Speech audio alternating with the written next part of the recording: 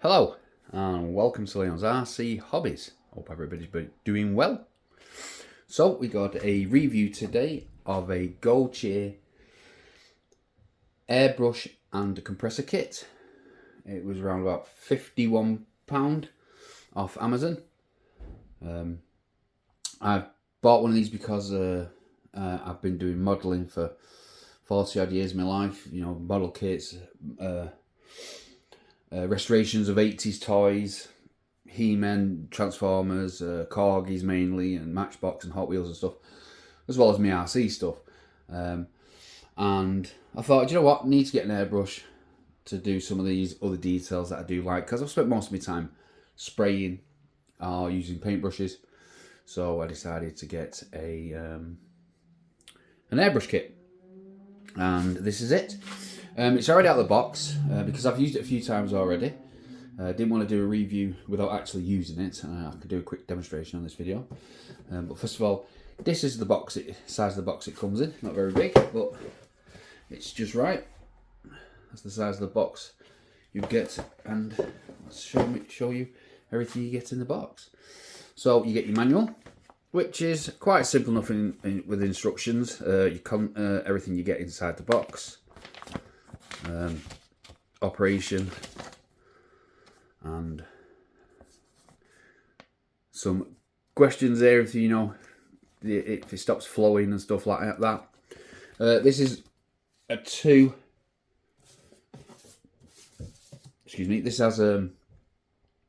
is a 2-function airbrush. So here's your airbrush itself. Comes with a cup and some other ones. Some cups are a permanent fixture to these. This one, as you can see, unscrews straight off, so you can replace it with other ones. The reason this is a 2-function, some you get that's just air and paint at the same time. This one's air then paint, so you push down for air, and you pull this trigger back.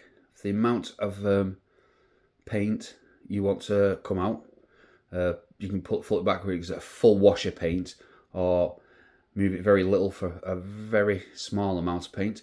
You can adjust this on the back. If you turn this all the way to the top, like this, as you can see, it stops this from moving. So if I pull it back just a little bit, I get just a little bit of paint. If I pull it right back, I get full spread of paint. So it's a nice little bit of kit. This comes with a 0.3 mil tip and needle inside. In a second. This is like we say what you get in the box. So here's your needles. This is a 0.5 mil needle, and this is a 0.2. Let's see if we can get it out. There's the needle. There's the end of it. Time hard focusing, so that very, very sharp. So be careful with the very tip of this. You can stab yourself. So with these needles, give you more control. These give you more control. A finer tip, a wider tip, which are there's the tips for them. Yeah, 0.5 and your 0.2, which is in there. Comes with a little spanner. Comes with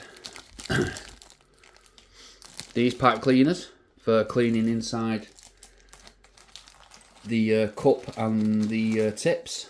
There's some more different sizes. Also comes with a oil and water trap. Goes on the compressor and that. Don't necessarily always need to use this, especially like I'm just using standard acrylics that are water based. And 2 extra size cups.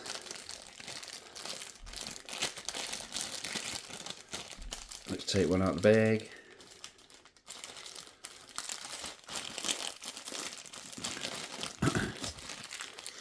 There we go. There's your extra cup. This would screw on top of, replace that one and screw on top of there for more paint. Comes with your braided hose pipe, a holder that clips on the side of your compressor. This is the compressor. This is a 40 psi, 20 to 40 psi compressor. It's only a small thing. It really does work well at the moment. I am going to get a bigger and better version at some point, but for the moment, for what I'm doing, this works absolutely spot on. And like I said, I'll demonstrate this. It does have a little rubber feet, and with it vibrating, it does move around. You need to put it down on the floor.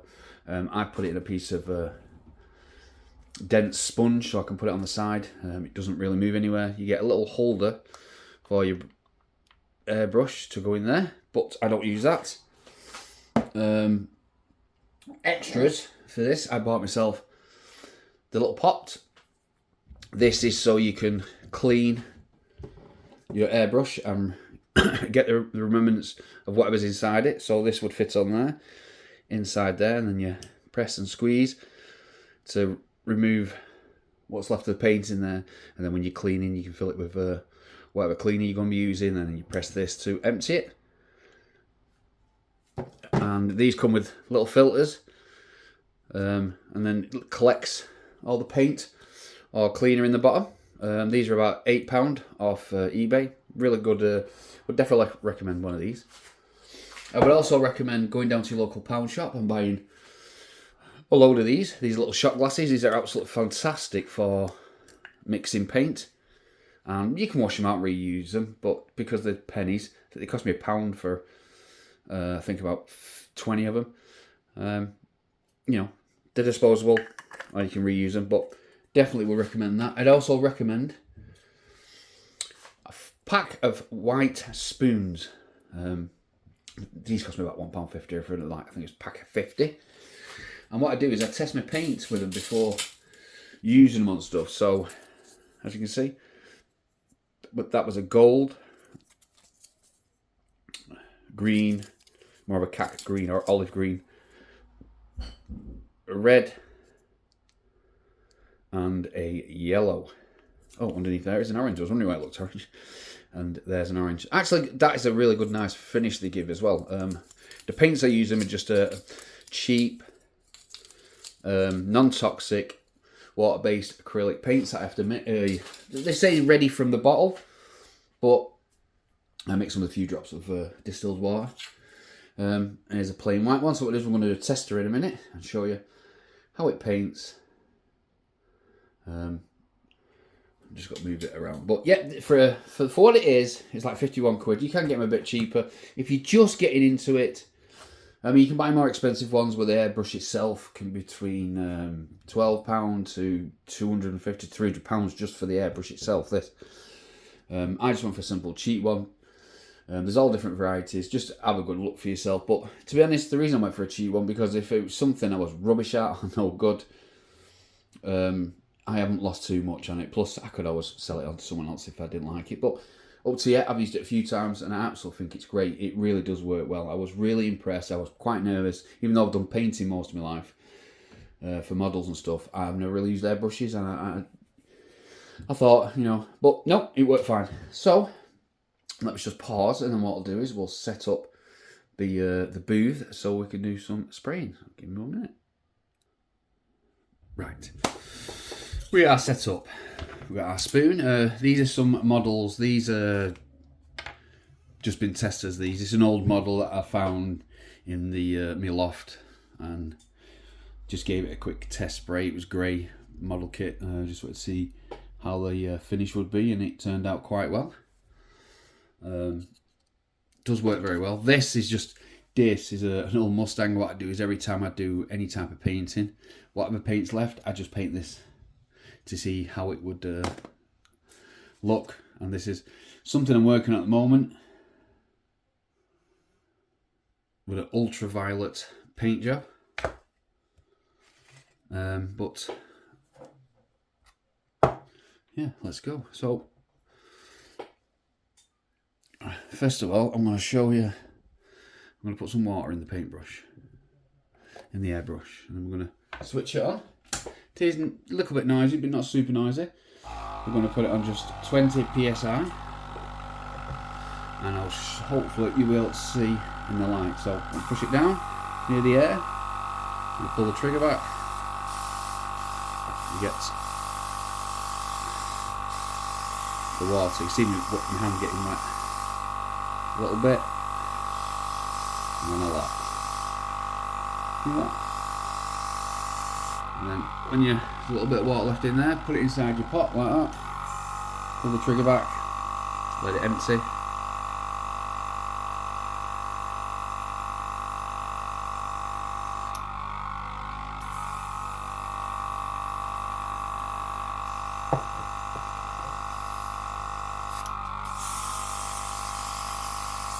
It's coming out really nice now, that. There we go. All water's gone. So let's get the just mixed up some blue.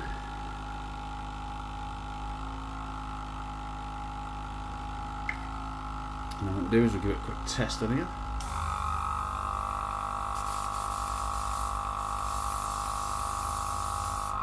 Let's try the spoon. Just gently, circles.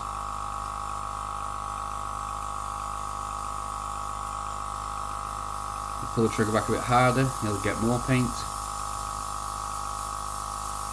more coverage. It's depending on what you're doing and what you want.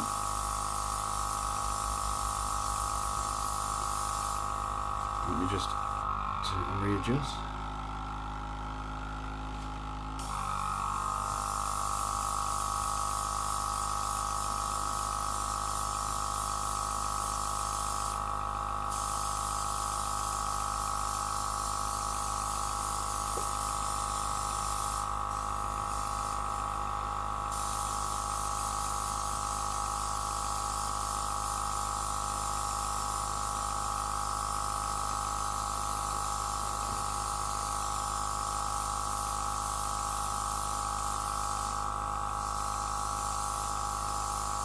Like I say, just nice circles.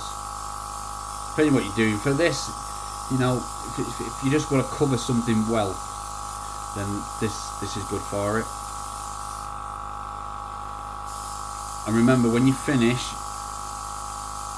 release it forward, so just air's coming out, then release the button. And then, because if you just press it, paint's going to come out without any air and it's going to dribble and end up splattering. So always press down, pull back slowly.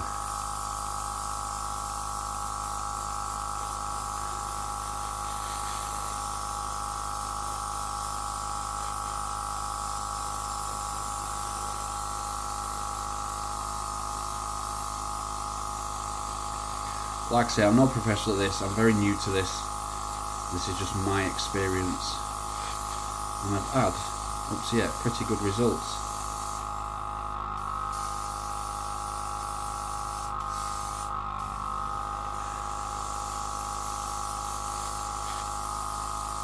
Now, even though it looks like it's not coming out, if you watch, it's coming out fine.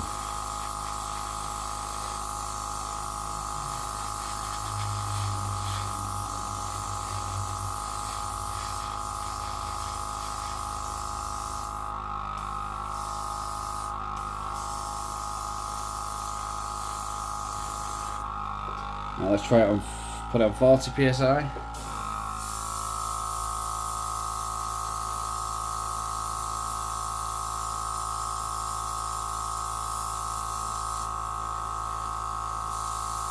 As you can see, it comes out really fast. I'll show you on here. See it coming out? Closer you go in, you get the little, do little spots. Show you on this car so we can ring it. Let's turn it down to 20. We don't need it on 40. I don't need it on 40. On 20, let's have a look. Let's try just the back quarter.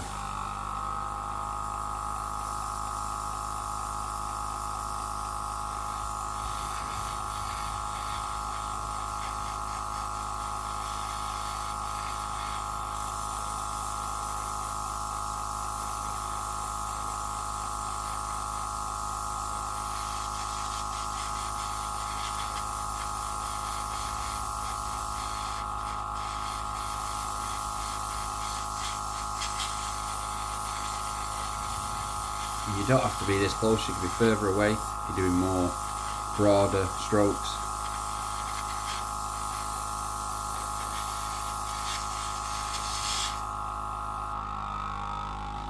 And you see it covers quite well, and it's quite easy to control.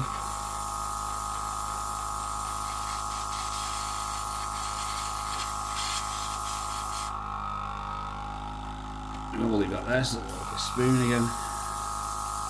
Just finish it off.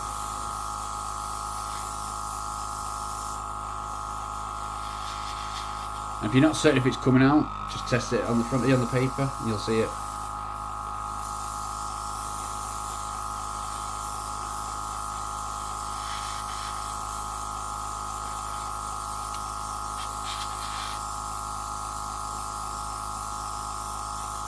But yeah, there we go. Like I say, press it, release,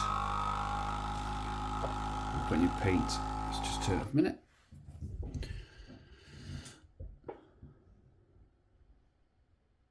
That's not a bad coat. I think I've oversprayed it a little bit more. A little bit there. Let's add a bit more. That's just my own fault, because I'm sat in an awkward position.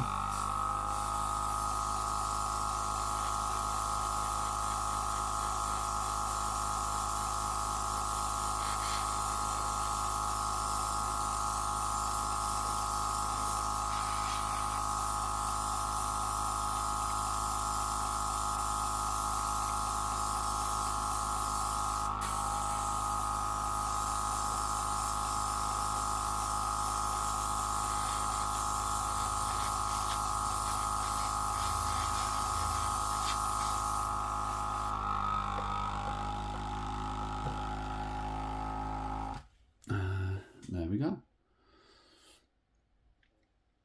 What you can do as well is, I'll have to turn it back on, is you can use it to dry. So you put it on, and then just if you want the air, check for any paint, you just want the air coming out.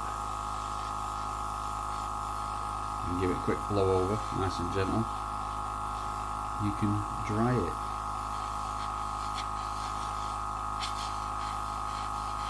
And we'll just leave that to dry. So I'll try again on this, let's have a look.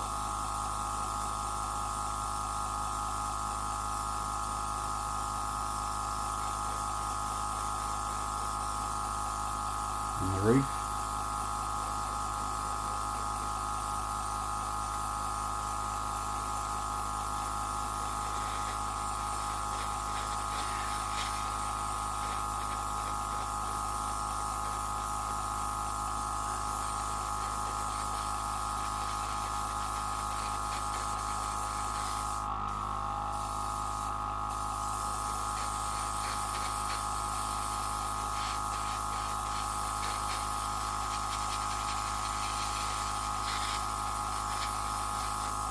Well, I suppose it all comes down to your skill level. The possibilities are endless. Great for all sorts of things, even if it's just for a bit of fun.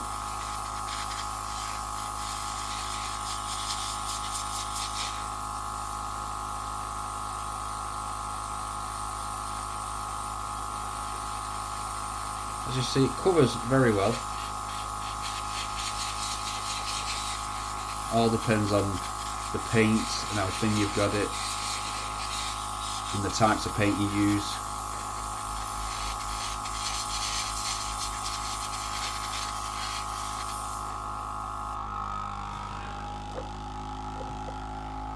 There we go.